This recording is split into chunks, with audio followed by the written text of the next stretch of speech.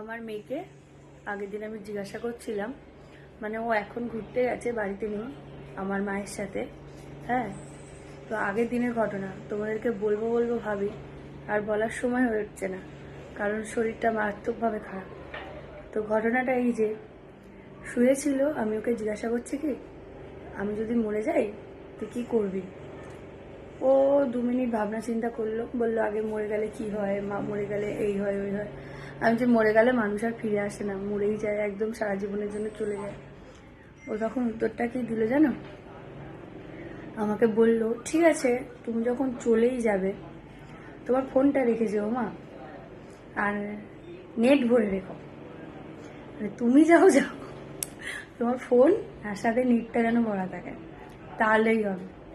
আমাকে দরকার নেই, আমাকে ডিলিট মেরে দিয়েছে আগে থেকেই।